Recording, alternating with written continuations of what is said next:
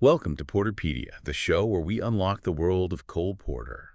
Today, we're taking a deep dive into um, quite an extraordinary collection, the letters of Cole Porter, which is Yeah. going to be our main source for this exploration. Yeah, and what's really great here is that it's not just his letters. I mean, the editors did an amazing job. They've added so much context. Right. You get Porter's telegrams, sure, his thank you notes, his actual letters, but also interviews he gave, essays he wrote, Yeah. even letters from other people about him. Plus, and this is key, loads of footnotes. So it's much richer than just his own words. Exactly. It's like this unique, multi-angled view of his whole life, really lets you piece things together. Okay, so that's our source. And our mission today really is to try and see the man behind the music, Mhm. using these almost 700 pages of writings.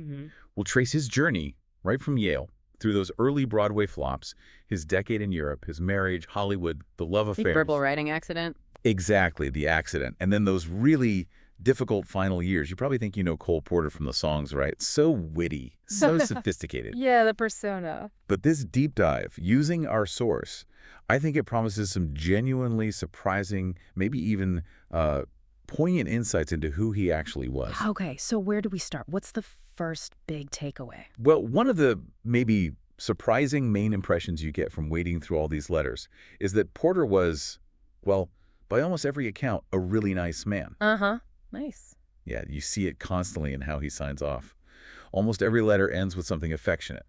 Love to both of you, all love, lots of love, luck and love, or just love Colt. It's just there all the time. That does paint a picture, doesn't it? Sort of unfailing good manners, maybe, and real affection for his circle. There's that one letter to his friend Sam Stark, who was gay. He signs off saying something like, "Goodbye, Sam. You have no idea how much we love you." And then he says how he and Linda just sit around saying, "We love Sam," and that tears are dropping as he signs because Sam's far away. Wow, that's incredibly warm, very personal. It really is very tender, shows a deep connection. But here's the twist, isn't it?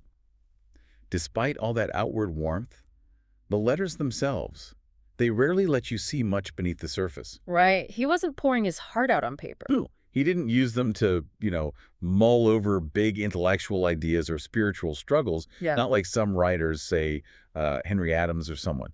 There are very few deep dives into his inner world. Outwardly warm, sure, but inwardly quite buttoned up. Which raises a question, right? If his own letters are often so surface level, how do we get deeper? Exactly. And that's where, like we said, the editor's work is just invaluable. They write in these other bits and pieces that give you clues Porter himself didn't write down. Like what kind of things? Well, for instance, you get these incredibly detailed lists, like itemized lists of what he wanted in his hotel suite when a show was in tryouts. Oh, Yeah, stuff like pickles, 24 cans of Pabst Blue Ribbon beer, 3 pounds of pot roast, witch hazel, milk of magnesia, even 2 tubes of toilet lanolin. Lanolin, okay, that's It- specific. It is, but it hints at this meticulous nature, doesn't it? This need for things to be just so. Absolutely. It goes way beyond just being quirky. And you see that focus in his diary entries too, right? Like the one from when he first worked in Hollywood. Mm-hmm.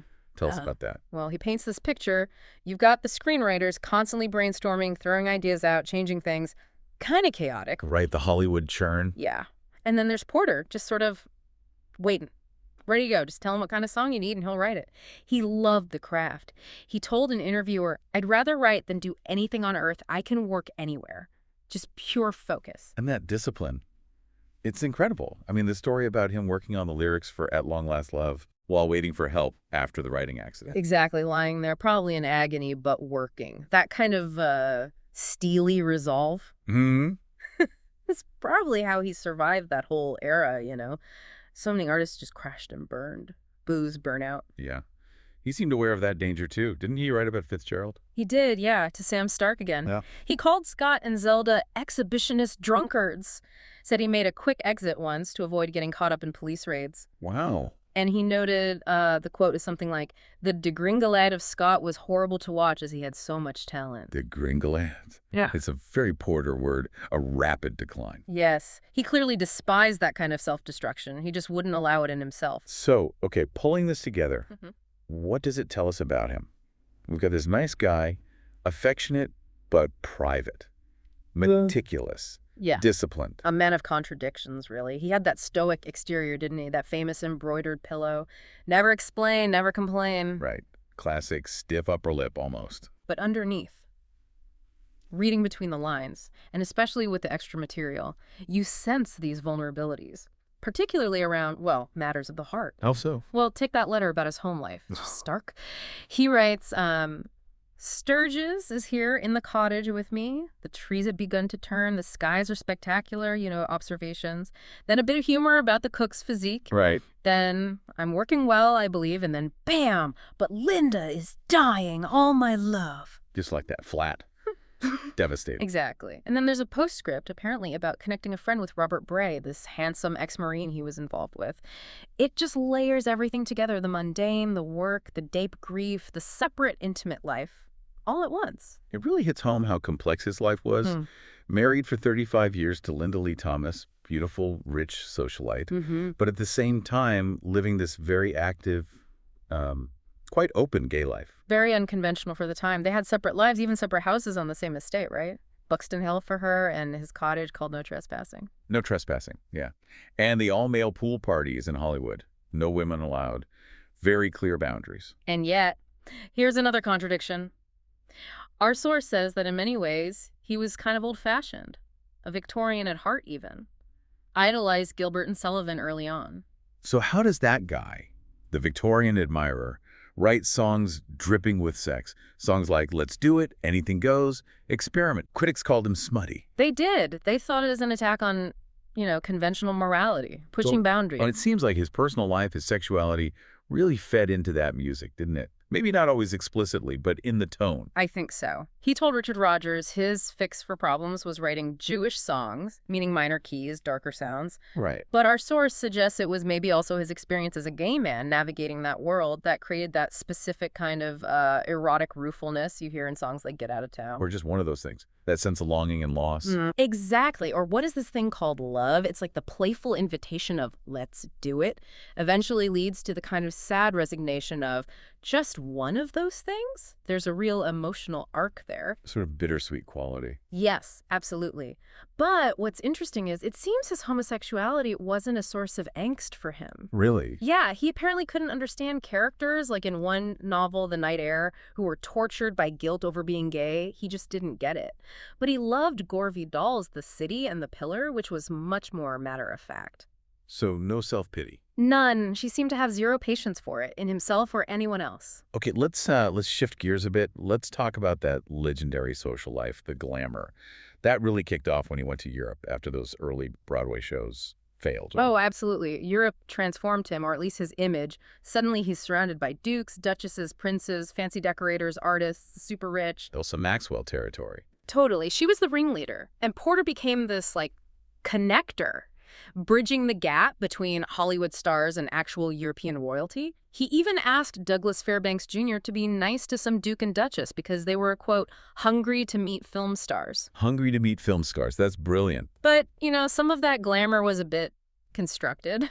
How do you mean? Well, he wasn't from some ancient European lineage. He was from Peru, Indiana, the most prominent family there, sure, but still Peru, Indiana. Pride of Peru. Right.